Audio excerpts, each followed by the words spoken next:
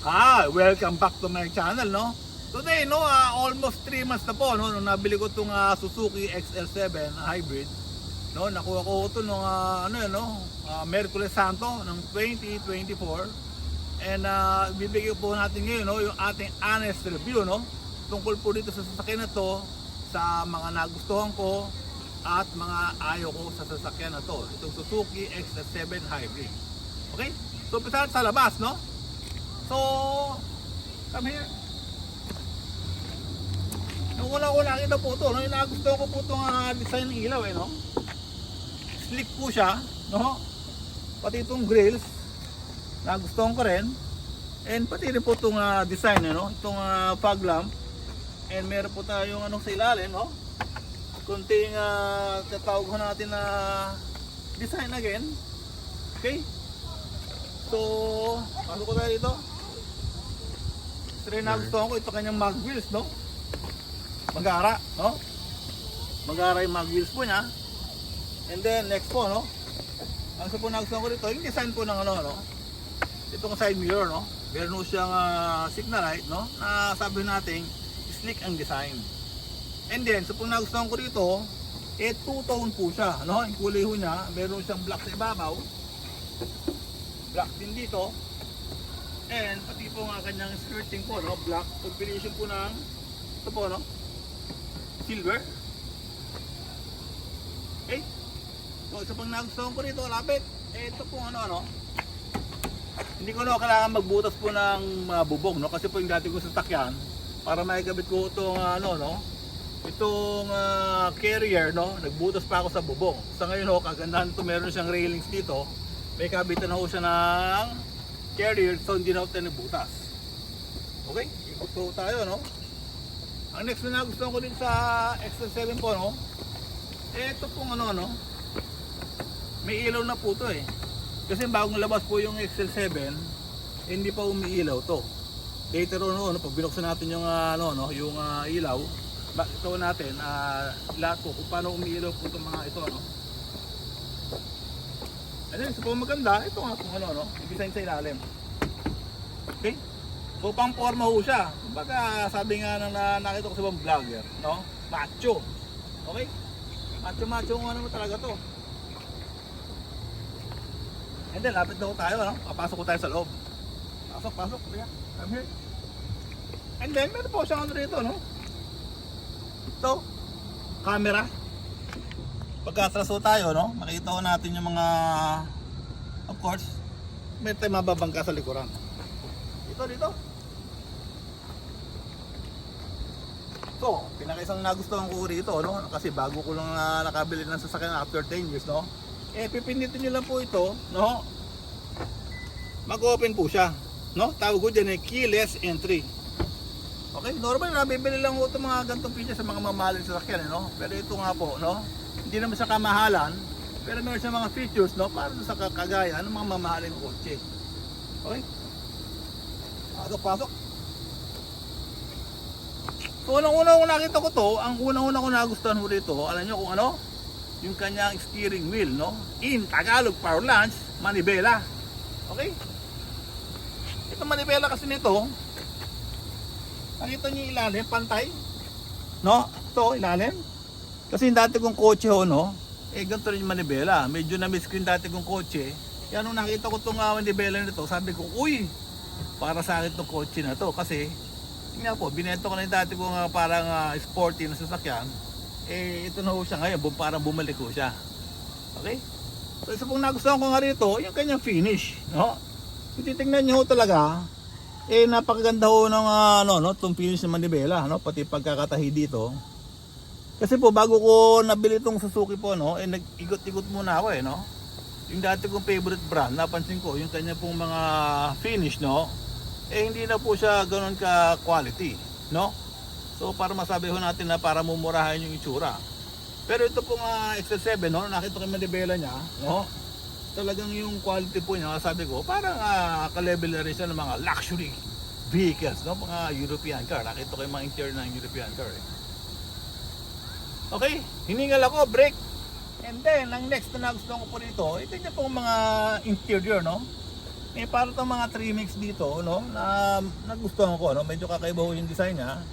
So nagbuka ho siyang, of course, luxurious, no, ang ganda no, pati yung tignan nyo dito, maganda ho yung design niya, and same time, talaga naman po masabi ko, pulido naman yung quality, no, kasi yun nga po, nagiguto ko dahil sa mga ibang sasakyan, hindi na gano'n yung finish, no. So tignan ho natin dito, pasok ko kayo rito, tignan nyo to, no. Ito, maganda. Pati ito yung finish ng kanyang stereo, itong air conditioning, bago na po. Maganda na rin, no? Okay? So, start na ho natin, no? Okay, bago nyo start kasi, apakan nyo lang yung brake. No? Tapos, ito po yung kanyang, no? Wala na ho siyang susi, no? Tatawag ko natin dito. Yung push button na lang po, yung kanyang start and stop.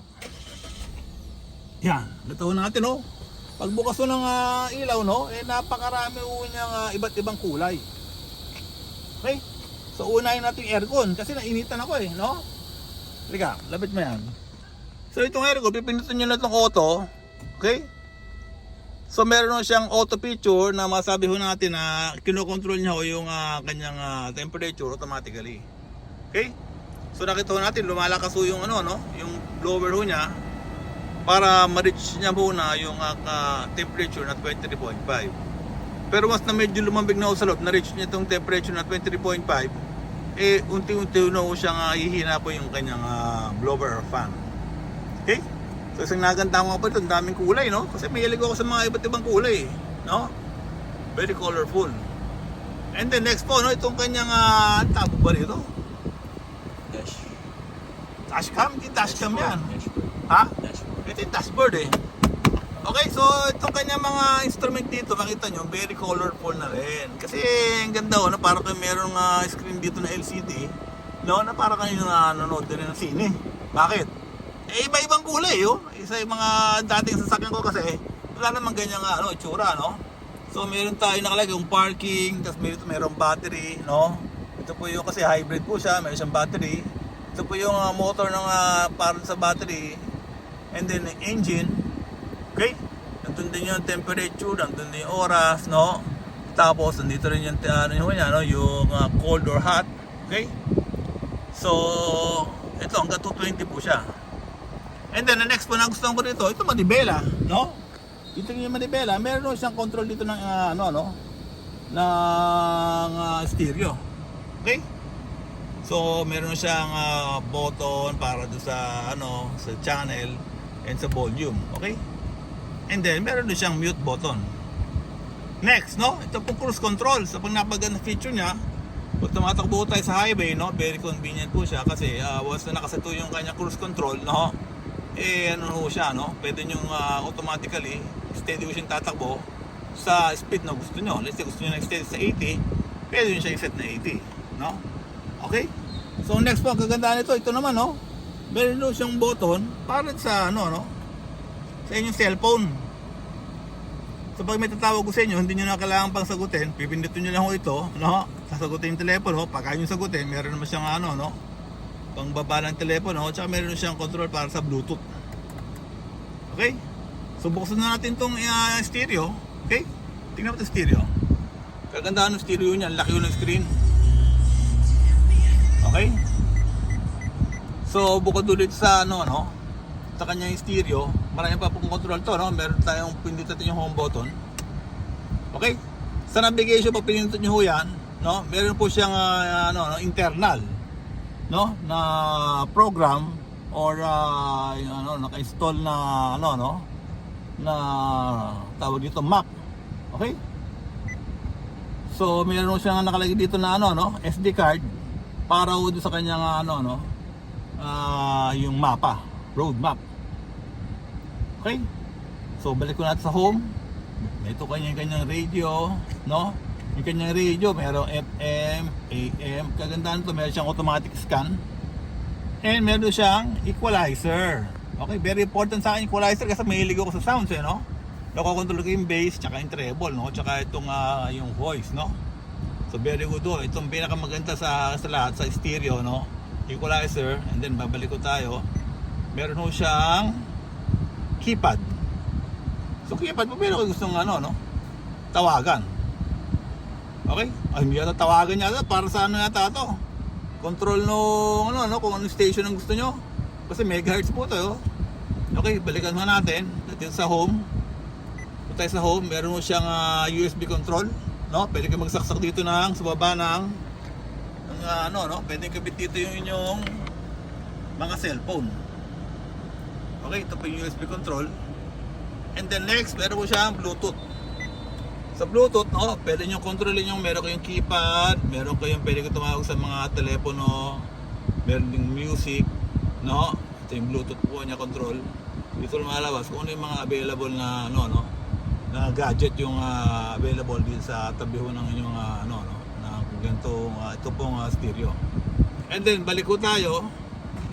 Punta tayo sa kabilang meron siyang media card, no? Kung meron itong naka-install na SD card, may mga music, pwede ko magpatugtog. Auxiliary in, pwede yung kabit dito yung mga inyong mga yung iPhone, iPad, no, para patugtog. Audio video in, and kung meron kayong Apple CarPlay, ganoon din, no? Maiko-connect nyo dito sa dito sa inyong dito. Next is okay, Android meron din, tsaka setup. Okay, setup po, no? Ito na yung kanyang mga features. Okay. So, yun po yung isa sa mga nagustuhan ko dito sa sasakyan na to. Next, no? Ano pong next? Ano naman yung mga hindi ko nagustuhan sa sasakyan na to? No? Ano yung ayaw ko dito? Okay? Number 1 po, no? Pakita ko sa inyo hindi ko nagustuhan dito. No? Dito sa Suzuki XL7 Hybrid. Okay? Pansinin niyo po ha. Halika dito ka. Okay. So na natin. Ay, bumuka. Yun ang problema. Okay? So natin dito. Ayan. Mali pa rin. Ito palang open. Kabila. Yan. Ito yung ayaw ko dito sa Suzuki XL7 Hybrid, no? Pag sinara nyo ko siya, sumara. Okay, ulitin po natin. Sumara na naman. Okay? Ano nangyari?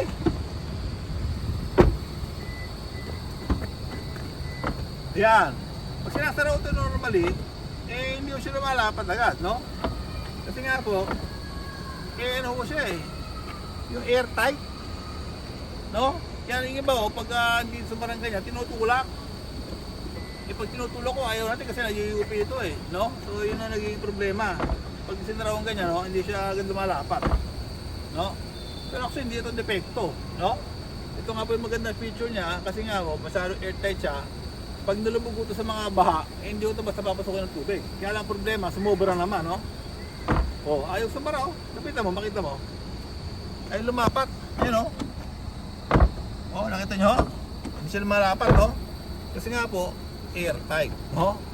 So ito lang yung problema na may sabi ko ayaw kasi ibang sasakyan ko, pag sinara nyo ganyan, lumalapat agad siya, no? So minsan kasi mga aking mga pasahero, tulak ng tulak dito, no? Pag tinutulak kayo, nagpapanig ako kasi baka mamaya mayupi no? So ito yung isang ayaw ko lang dito, no? Pero actually maganda ko siya, no? Kaya lang importante lang sasabihan niyo yung mga pasahero, no? Kapag sinara niya gano'n, takasan para maglapat magsara ng todo. Okay, so ito yung isang ayaw ko. Pangalawang ayaw ko dito. Halika, lapit ka dito.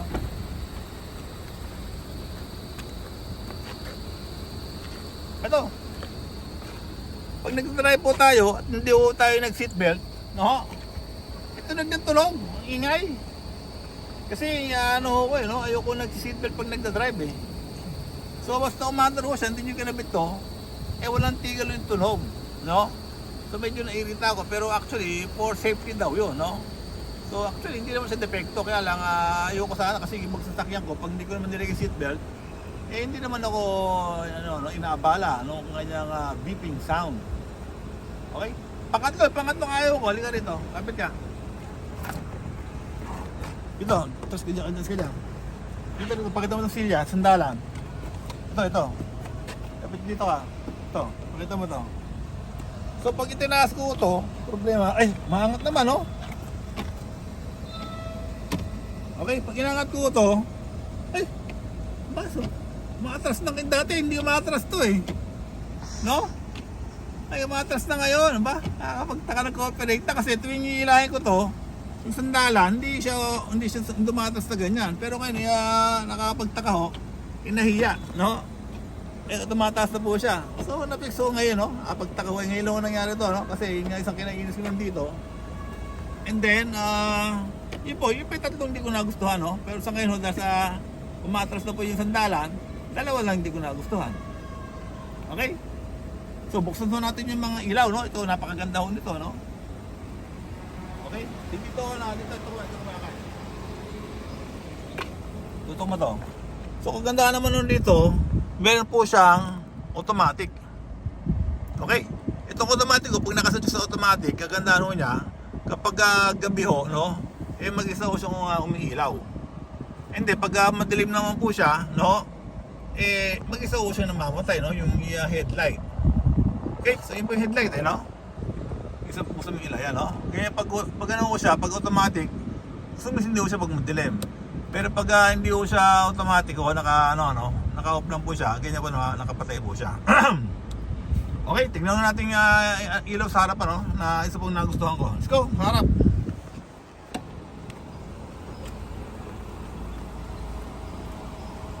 Okay, isa pong nagustuhan ko dito sa likuran, no? Ilaw dito sa likod. Ariya. Baka mong brake. Yung brake, baka mo lang. So, kasi yung dating XL7, wala naman siyang ilaw dito. Okay? So, ito isa sa nagustuhan ko.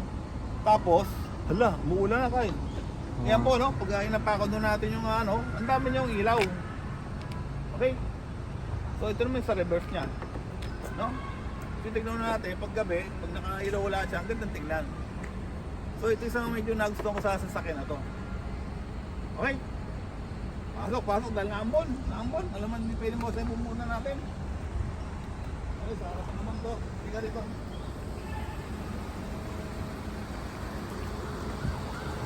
So, ganun po, no? Kung nakita ko natin yung side mirror niya, ay naganda ho ng ilaw dito. No? Medyo nakikita na ako dito. Okay. Okay na. Tayo ka na dyan. Pasok. Ito, ulit. So, ano pa magandang feature? Ito po, no? Yung kanya pong headlight, no? Pwede nyo kontrolin. Okay? Pwede nyo itaas yung headlight pag nilagay nyo sa 1. Okay, tumataas po yung ilaw sa harapan. No? Pag nilagay nyo naman sa 5, no? Unti-unti ko siya, bumababa din yung ilaw. Kita mo to? Ito? Yan, pag binaba mo yan, yung ilaw niya, bababa din. Hindi mo siya gano'n makikita, malapit yan eh, no? Okay? So, pakita ko ito, isa pang maganda feature ito, ito muna ko na mo. Ito mga button dito. So, itong pangalawang button ho, ito ipinipinito natin pag nalubog sa putik. Okay?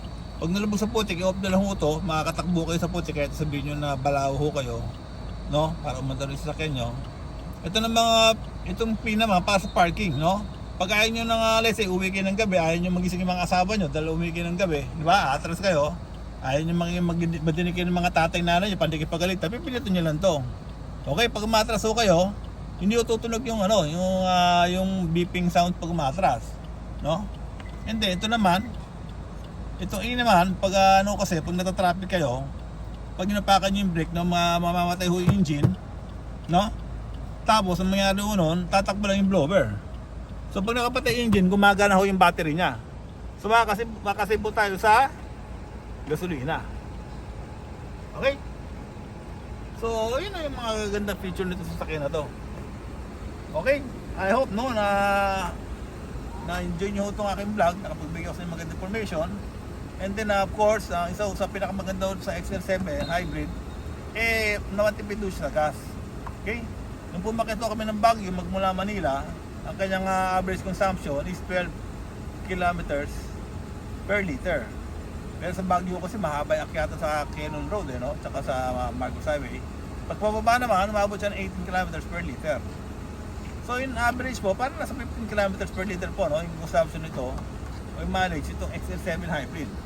Matipid po siya. Okay? So, hindi ako nagsisisi na ito pong binili ko. So, ang number 1 na gusto ko sa XL7 Hybrid, kanya presyo. Kasi yung ibang sasakyan na ganitong 7-seater, no? 7-seater ito eh. No? 7-seater po siya. And ibang sasakyan nga po ng 7-seater, nagkakahalaga ho siya ng 1.3, 1.4 million, no? Pero itong pong XL7, nagkakahalaga na po siya ng 1,256,000. And then, kagandaan nito, nung nabili ko ito ng promo po niya, may discount yung 100,000, no? So, naging 1,150,000 na lang po. Okay?